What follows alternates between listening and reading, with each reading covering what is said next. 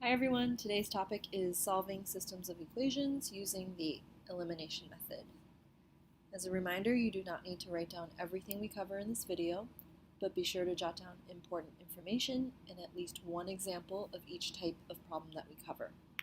Remember that you can also pause the video to jot down important notes, rewind to view information again, and fast forward if you think you already got it. Just be careful and make sure you don't miss out on anything important when you fast forward. Let's begin. So as a reminder, system of equations is when you have two or more equations working together. We have three methods to solving a system of equations. We've gone over the graphing method, the substitution method, so today we are covering the elimination method. It's actually one of my favorite methods. And as a review, eliminate, the word, means using inverse operations to cancel out a term. So generally, the word eliminate means to get rid of something. In math, specifically, we're talking about using inverse operations to get rid of a term. And we know that inverse operations are like multiplication and division being inverses, adding and subtraction being inverses. Make sure you jot that down so that you know what eliminate means in this case. Okay, let's take a look at the steps. Go ahead and pause your video and jot down these steps to using the elimination method. It's important that you jot down these steps because as you're working on your practice problems, you'll be able to quickly look up what the steps are. The first step is to look for an elimination variable. What we mean by that is it's a variable with different signs but same coefficient. That way they're going to cancel out later and eliminate each other. So that would be like negative 2x and a positive 2x, or positive 6y and a negative 6y. They both have the 6's, but one is positive, one is negative. That's going to help you set up your elimination. Now, if you don't see an elimination variable already there, then you're going to have to create an elimination variable. And we're going to go over a little bit of that later, but you basically multiply one equation by a number so that you get it to become an elimination variable. The second step is to add your two equations together, and then your elimination variable will naturally eliminate itself because it's already the same coefficient but different signs. And then once that elimination variable is gone, your equation should now only have one variable, and then you can solve it like a normal equation. And then, of course, when you're done, you are going to substitute the variable with that new value and solve for the remaining variable. Then you'll have both values for both variables, and then you should test the ordered pair to make sure that it makes a true statement for each equation that's in your system. So again, make sure that this is in your notes before we move on to some examples. Okay, let's take a look at this example. In this example, we have a system with the first equation 9x minus 6y equals negative 6, and the second equation is negative 9x plus 8y equals 14. So we are first looking for an elimination variable. So I'm looking for a variable with matching coefficients but different signs, positive and negative. You should have found that the x's have matching numbers. The coefficients are both 9 and different signs. One's positive, one's negative. So x is going to be our elimination variable. That means I can literally just begin with the second step, which is adding both of those equations together because it's already set up for me here. Since it's already set up for me, when I add these equations together, 9x plus negative 9x will eliminate, and I want that to happen. Now I'm looking at negative 6y plus 8, and that'll be a positive 2y, and that'll equal to negative 6 plus 14, which is an 8. Then I'm going to divide both sides by 2 to get y by itself. 2 divided by 2 is 1y, and then 8 divided by 2 is 4. So I got y equals 4. And I did that by eliminating my x's since they're Same coefficients, different signs. And then I end up with just my y's and I solve it normally. So y equals 4. Since y equals 4, now I can plug that back into either one of those equations. I can plug it back into the first equation, and instead of y, I'm going to put 4. So 9x minus 6 times 4 equals negative 6. Or 9x minus 24 equals negative 6. Add this 24 to both sides. Eliminates that. 9x equals, this is going to be a positive answer, and it's whatever 24 minus 6 is. I believe that's 18. Then we're going to divide by 9 on both sides, and then x is going to equal to 2. So my answer is 2, 4. I put that into my first equation. Let me just double check that that works for my second equation. So instead of x, I'm putting in 2. Instead of y, I'm putting in 4. That should equal to 14. Negative 9 times 2 is negative 18. 4 times 8 is 32. 32 minus 18 should equal to 14. This is 12 minus 8 is 4. 2 minus 1 is 14. Yes, so that's correct. So 2, 4 should be my correct answers.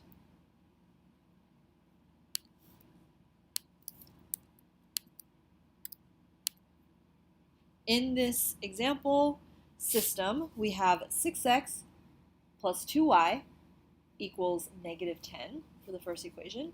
And then we have negative 4x plus 2y equals negative 20. So we are first looking for an elimination variable. That means that we have the same coefficient and different signs.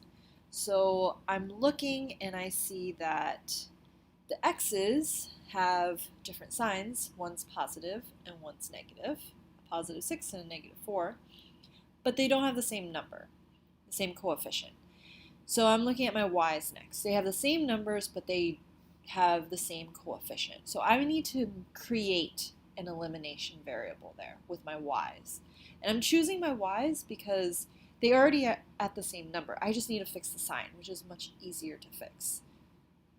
While with the x's, they're at different numbers, and in order to get them to the same number, I'm going to have to do a little bit more work through multiplication, because 4 and 6, they can both get to 12, but then I would have to multiply 6 by 2 to get to 12 and 4 by 3 to get to 12. That's two different multiplication problems. While it's much easier just to get one of these two y's to a negative 2y. So let's do that. I'm going to take the first equation, and I could have done it with my second equation as well. It's just they both have two y's, so it doesn't really matter. And so I'm going to make it so that the 2y, instead of a positive 2y, it's a negative 2y.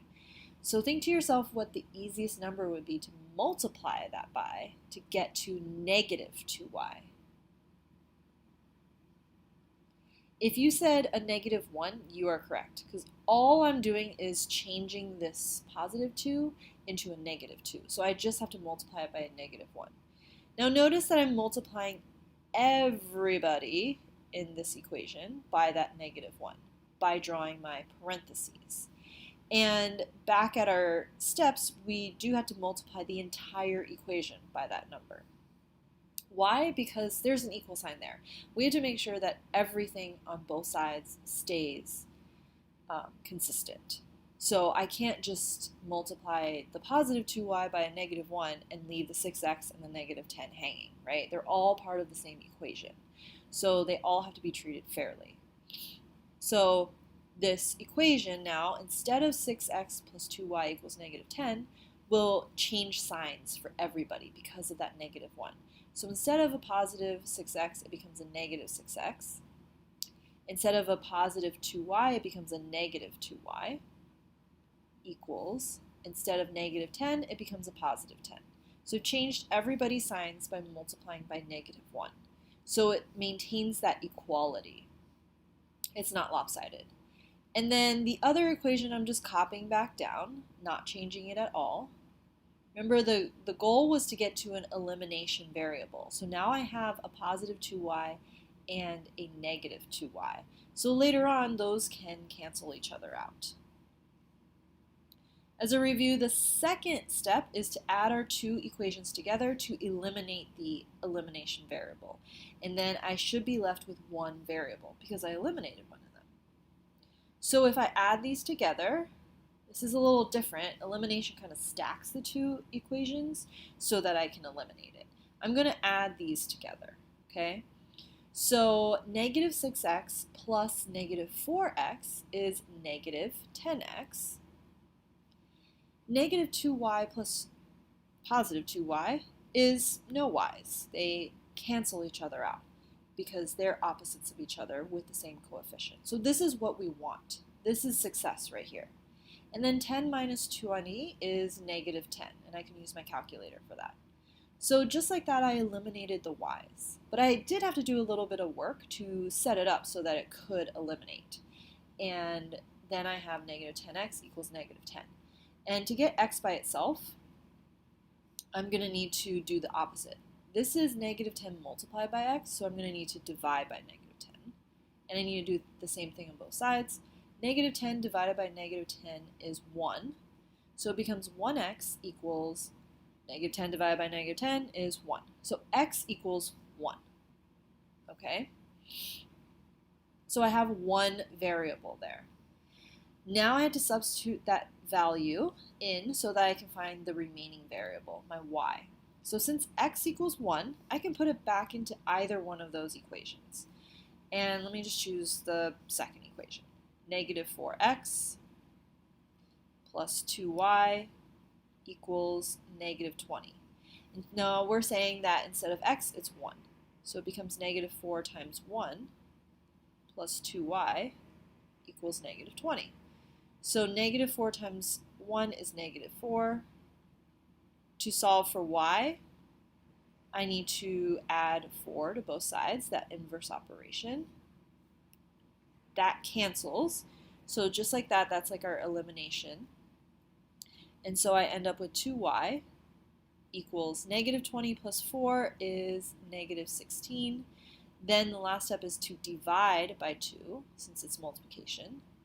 2 divided by 2 is 1, so I end up with 1y equals negative 16 divided by 2 is negative 8. So I end up with 1 negative 8 as my answer. And then, of course, I'm going to, substitute it back into the problem so I make sure that it works for both of them. I already kind of did that for the second equation, so all I have to do is just check it for the first equation. So instead of 6x plus 2y equals negative 10, I'm putting in 1 for x and negative 8 for y. So it becomes 6 times 1 plus 2 times negative 8 equals negative 10. So 6 times 1 is 6. Negative 2 times negative 8 is negative 16. And that should equal the negative 10. 6 minus 16 should be negative 10 because 16 minus 6 is 10. And so it is equal to each other. So I feel pretty confident that my answer is going to work here.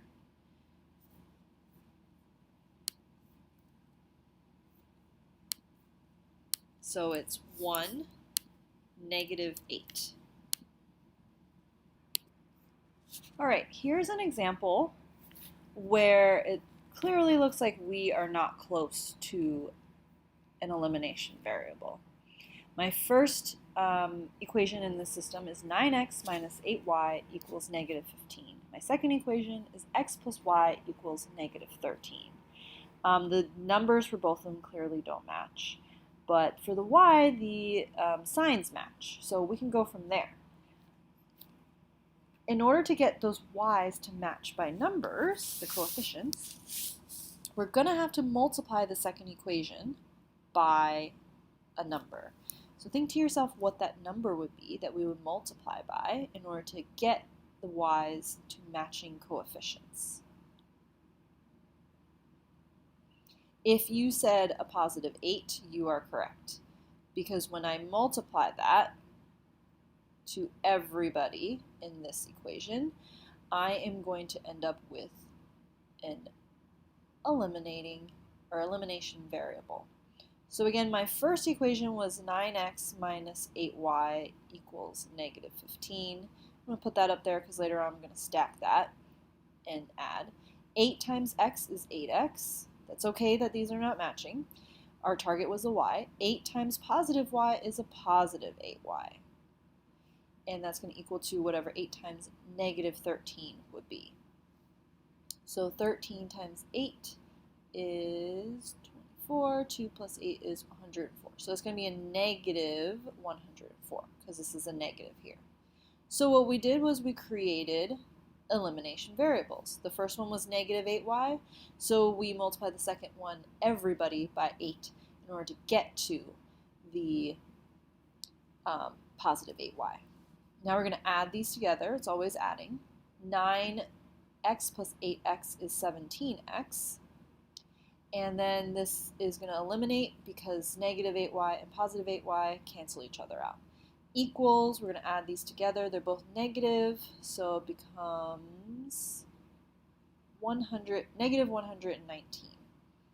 And then the last step, now that we have eliminated the y's, is to solve it normally.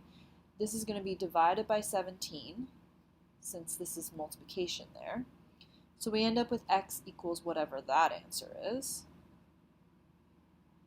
Let's see, 17, multiply by 7, because I know 7 times 7 is 49, so I end up with a 9 at the end. And that's correct. So it's 7. Negative 7, because it's a negative divided by a positive. So x equals negative 7. Now that I have that, let's plug it back in to one of the equations. I didn't choose the right one. I don't want the one with the 9. That looks like more work. Let's choose a second equation. X plus y equals negative 13. Instead of x, we're putting in negative 7. We're going to add 7 to both sides. See, this was the better equation to choose. We would still be doing work on that one. Negative 13 plus 7 is negative 6. Okay, so x is negative 7, y is negative 6. Double check that though. Put that into that first equation. Instead of 9 times x, it's 9 times negative 7 minus 8 times negative 6 instead of the y should equal to negative 15. 9 times 7, negative 56. Oh no, sorry, negative 63. Plus, because these are both negatives, 48 should equal negative 15. So this is 63 minus 48. So it's 13 minus 8 is 5, 5 minus 4 is 15. Yep. So our answer, we're pretty confident that that should work, negative 7 and negative 6.